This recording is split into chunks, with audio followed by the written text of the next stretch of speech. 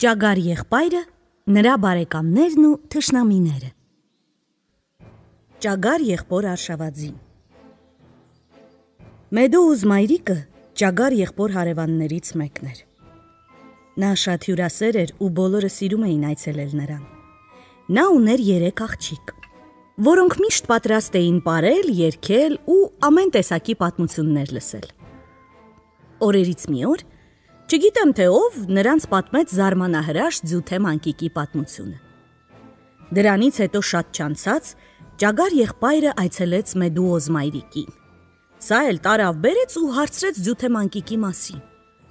Աղջիկներն սկսեցին բարձր քրքջալ, իսկ ճագար եղբայրը լուռ մնաց ու թողեց, որ նրանք կուշտ ծիծաղեն։ Հետո ոտքը ոտքին գցեց, աչքը հանդարտ ճպճպացրեց ու խոսեց. Սիրելի տիկիններ, աղվես եղբայրը 30 տարի իմ հայրիկի Արշավաձին է եղել։ Ով գիտի գուցե եւ ավելի շատ, բայց ինձ միայն 30-ն է հայտնի։ Հայրիկս ստիպված եղավ նրան ազատ արձակել, որովհետև աղվես եղբայրը շատ ծեր էր եւ այլևս լավ չէր վազում։ Հաջորդ օրը Մեդուոզ մայրիկին այցի եկավ աղվես եղբայրը։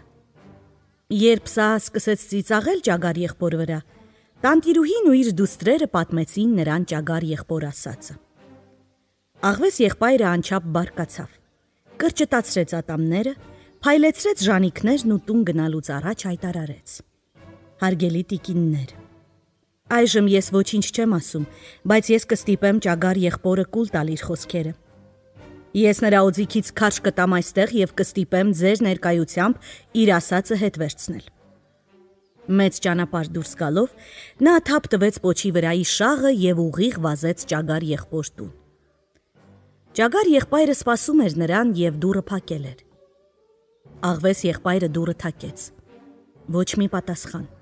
Կրկին թակեց թխկ, թխկ։ Ճագար եղբայրը շատ թույլ ձայնով ներսից կանչեց. «Էդ դու ես աղվես եղբայր։ Ես հիվանդ եմ ու տանը մենակ եմ մնացել։ Խնդրում եմ վազիր բժիշկ կանչիր։ Աղվես եղբայր, շտապիր, խնդրում եմ»։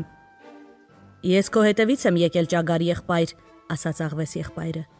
Մեդուոզ մայրիկն այսօր երեկույթ ունի, բոլոր աղջիկները հավաքվել են, ես խոստացա քեզ բերել։ Աղջիկները ոչ մի կերպ չեն համաձայնվում առանց քեզ սեղան նստել։ Նրանք խնդրեցին ինձ գալ քո հետևից։ Ճագար եղբայրն ասաց, որ ինքը շատ է ցավում, բայց ուժեղ մրսած է։ Իսկ աղվես եղբայրը պնդում էր, թե նա հիվանդ չէ։ Սկսեցին վիճել։ Քայլել չեմ կարող, ասաց ճագար եղբայրը։ Ես քեզ կտանեմ, պատասխանեց աղվես եղբայրը։ Դու ինձ ինչպես կտանես։ Կգրկեմ ու կտանեմ։ Բայց դու ինձ վայր կգցես։ Ոչ, ես զգույշ կլինեմ։ Չէ, ինչ ես ասում, հրաժարվեց ճագար եղբայրը։ Եթե ուզում ես ինձ տանել, ապա պետք է շալակես։ Լավ, կշալակեմ։ Բայց ես առանց թամբի չեմ կարող հեծնել։ Ես տանը մի լավ թամբ ունեմ։ Կգնամ կբերեմ։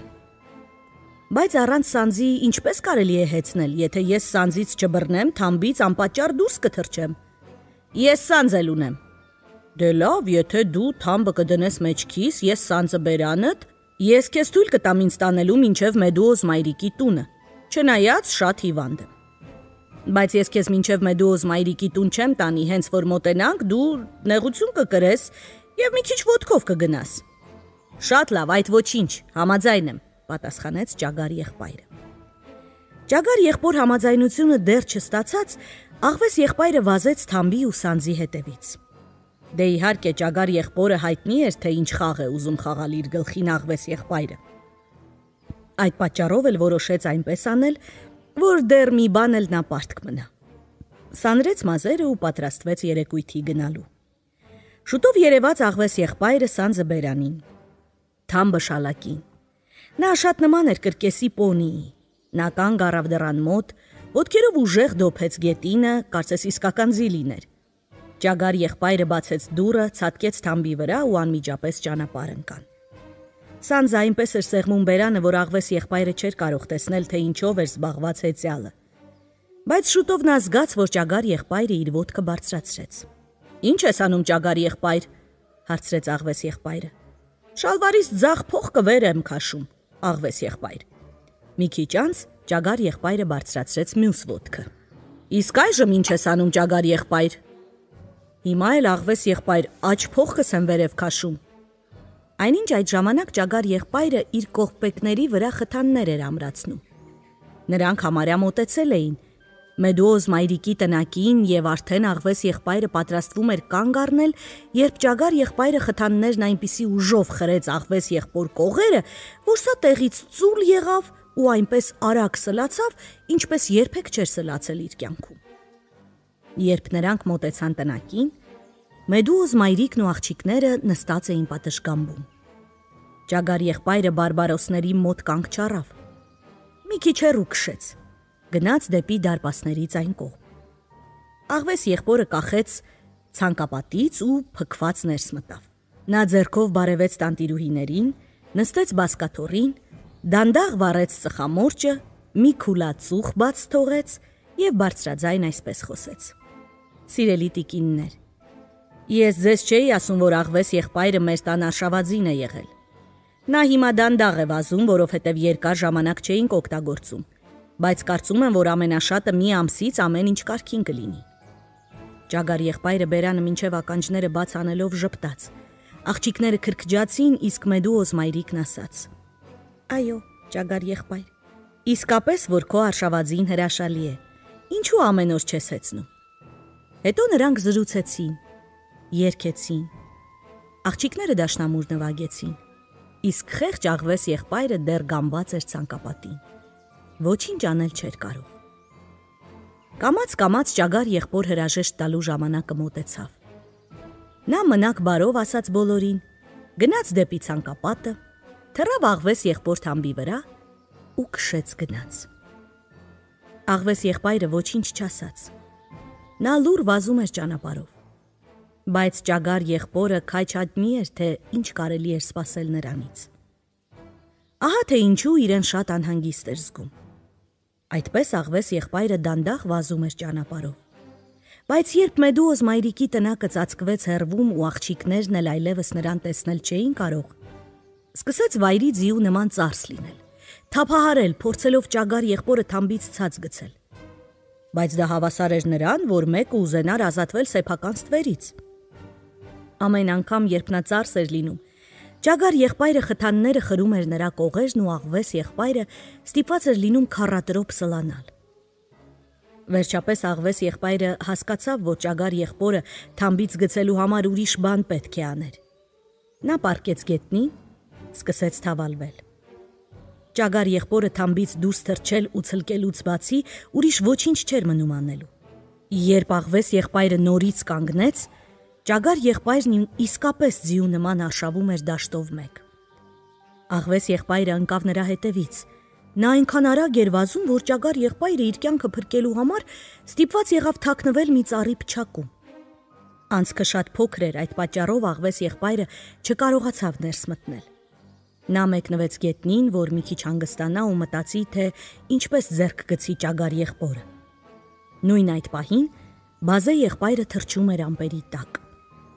Տեսնելով աղվես եղբորը մեռածի նման գետնին մեկնված, նա ցած իջավ, նստեց աղվես եղբոր գլխավերևը մի մեծ ճյուղի վրա, թևերը թափահարեց, գլուխը ծռեց ու ասաց. Աղվես եղբայրը մեռել է։ Ախ, ինչ ցավալի է ինձ համար։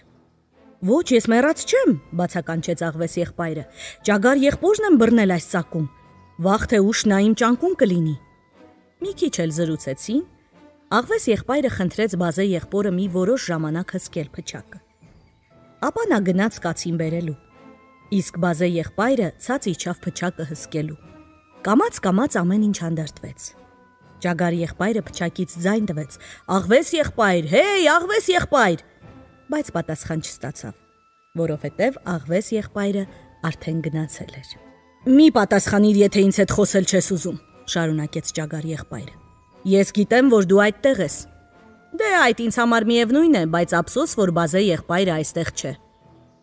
Այդ ժամանակ բազե եղբայրը փորձեց աղվես եղբոր ձայնով խոսել։ Ինչի՞ է պետք բազե եղբայրը։ Մի շատ չաղ մոխրագույն սկյուր կա այստեղ։ Ես երբեք այդպիսի չաղ սկյուր չեմ տեսել։ Ես գիտեմ, որ բազե եղբայրը չաղ սկյուրներ շատ է սիրում։ Բազե եղբայրը ինչպես կարող է բռնել նրան։ Ծառի մյուս կողմում մի փոքրիկ ծակ կա, ասաց ճագար եղբայրը։ Բազե եղբայրը այնտեղ կկանգներ, իսկ ես սկյուռին դուրս կքշեի։ Դուրս քշիր, ես նրան կբռնեմ բազե եղբոր համար։ Այդ լսելով ճագար եղբայրը մեծ աղմուկ բարձրացրեց փչակի մեջ, իսկ բազե եղբայրը վազեց սկյուռին բռնելու։ Նույն պահին ճագար եղբայրը դուրս թռավ ու ծլկեց։ Բազե եղբայրը ծառի մյուս կողմում ոչ մի ծակ չգտնելով վերադարձավ իր տեղը։ Նա գլխի ընկավ, որ ճագար եղբայրը փախել է, բայց շարունակեց հսկել փչակը, որովհետև չէր ուզում, որ մենակ ինքը խաբված լիներ։ Սպասում էր աղվես եղբորը։ Շուտով աղվես եղբայրը եկավ կացինն ու սին։ Թամբն ու սանձը նա տանն էր թողել։ Ինչպես է զգում ճագար եղբայրը, հարցրեց աղվես եղբայրը։ Օ, նա այստեղ է փչակում, պատասխանեց բազե եղբայրը։ Կարծես քնած լինի։ Ուրեմն ես ճիշտ ժամանակին եմ եկել, որպեսզի արթնացնեմ նրան։ Աղվես եղբայրը սկսեց կտրել ծառը, թխկ։ Ամեն անգամ, երբ կացինը թխկ էր անում, բազե եղբայրը բարձրանում էր մատների վրա, վիզը երկարացնում ու գոռում. Նա այստեղ է, աղվես եղբայր, այնտեղ է։ Աղվես եղբայրը կացինը նորից թափով իջեցրեց։ Բազե եղբայրը կրկին գոռաց. Նա այնտեղ է, աղվես եղբայր, ես լսեցի նրա ձայնը, նա այնտեղ է։ Աղվես եղբայրը ծառի մեջ մի մեծ ծակ բացեց, եւ երբ մի քիչ շունչ առնելու համար դադարեց կտրելուց, տեսավ բազե եղբայրը իր հետևում կանգնած ծիծաղում է։ Նա ամեն ինչ հասկացավ, բայց ցույց չտվեց,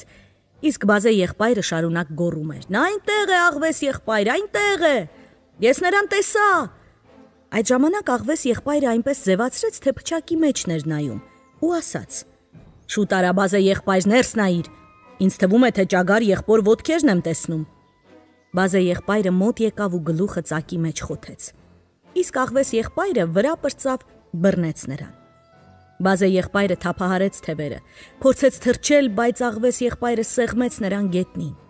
Թող ինձ աղվես եղբայր, թող ինձ, թե չէ ճագար եղբայրը կփախչի, դու արդեն մոտեցել ես նրան, խնդրեց բազե եղբայրը։ Ես քեզ ավելի մոտ եմ, բազե եղբայր, պատասխանեց աղվես եղբայրը։ Ինչու ինձ խաբեցիր։ Թող ինձ աղվես եղբայր, պառավս ինձ է սպասում, իսկ ճագար եղբայրն էլ փչակումն է։ Ոչ, նա այստեղ չէ։ Ես այդ լավ գիտեմ, որովհետև նրա մազերից մի փունջ այն թփի վրա տեսա, իսկ նա մյուս կողմից էլ էր եկել այստեղ։ Այդ ժամանակ բազե եղբայրը պատմեց իր գլխին եկածը։ Այդ շատ վատ է, ասաց աղվես եղբայրը։ Ես քեզ այստեղ թողեցի փչակը հսկելու այն ժամանակ ճագար եղբայրը փչակումն էր։ Վերադարձա դու փչակի մոտ ես, իսկ ուր է ճագար եղբայրը։ Բոլորը հիմա կծիծաղեն ինձ վրա։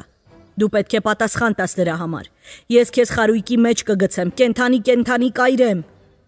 Եթե դու ինձ խարույկի մեջ գցես, ես կթռչեմ, ասաց բազե եղբայրը։ Այդ դեպքում քո հաշիվը հենց հիմա կմաքրեմ, ասաց աղվես եղբայրը, բռնեց բազե եղբոր պոչից եւ օդում այնպես թափ տվեց, որ եթե բազե եղբայրը գետնովը դիպչեր, շունչը կփչեր։ Բայց միայն նրա պոչի փետուրները դուրս եկան։ Նա ճախրեց դեպի երկինք ու գոռաց. Դու ինձ օգնեցիր, որ լավ թռչեմ։ Աղվես եղբայր, մնաս բարով։ Ահա թե ինչպես ճագար եղբայրն ապացուցեց, որ ինքը ավելի խելոք է, քան իր բոլոր թշնամիները։ Ահա թե ինչպես նրա թշնամիները իր պատճառով կռվում էին մեկը մյուսի հետ։ Աղվես եղբոր նման չար արարածները ոչ մեկի հետ խաղաղ չեն ապրում։